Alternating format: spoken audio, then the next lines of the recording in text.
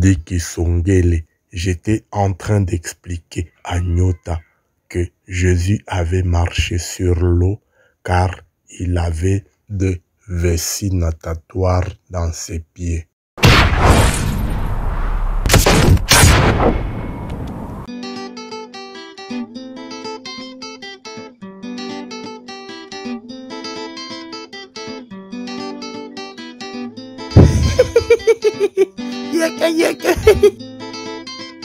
Tekadiomona, la vessie natatoire ou vessie gazeuse est un organe des poissons osseux qui se présente comme une poche à parois minces et qui est remplie de gaz.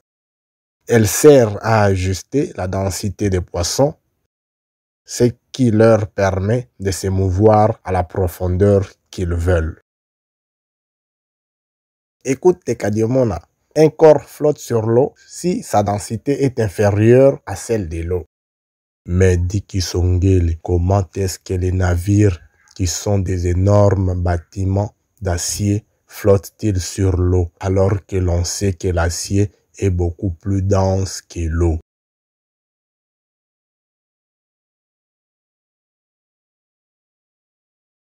Eh bien, Tekadiomona, ce qui aide à maintenir les navires à flot, c'est leur forme et ce qui se trouve à l'intérieur.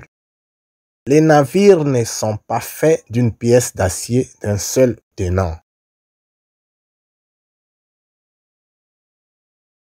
En réalité, il s'agit en gros d'une coquille en acier à l'intérieur de laquelle on trouve toutes sortes de composantes. Mais surtout de l'air. Et l'air est beaucoup moins dense que l'eau.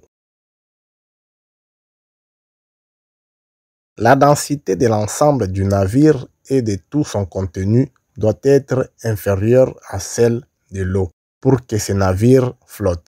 C'est-à-dire qu'un volume d'eau équivalent au volume des navires doit peser plus que ce navire pour qu'il flotte. Nous devons une fière chandelle à Archimède qui a été le premier à expliquer les principes de base de cette énigme.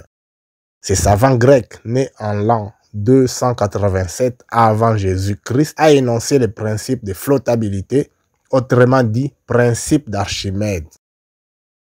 Mais Diki Songele, n'est-ce pas que le principe d'Archimède stipule que tout corps plongé dans l'eau en sort mouillé et fatigué?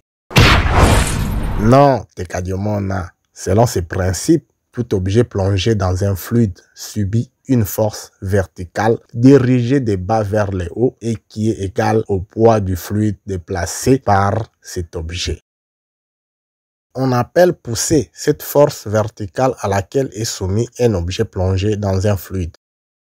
En revanche, la gravité exerce sur l'objet une force verticale dirigée de haut en bas, son poids qui est déterminé par sa masse.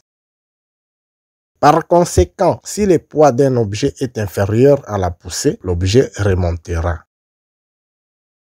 Si le poids de l'objet est égal à la poussée, l'objet flottera entre deux eaux. Si le poids de l'objet est supérieur à la poussée, l'objet coulera.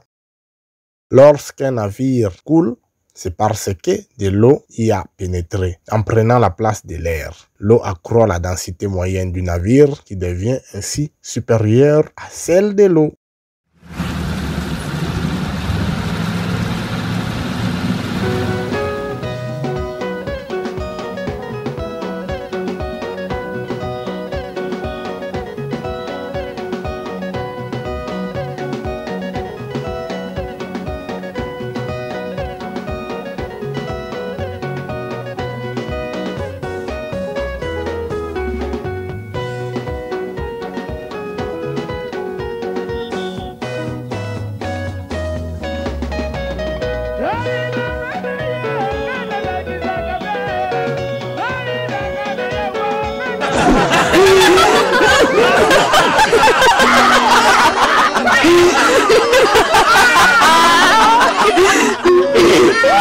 Ha ha ha!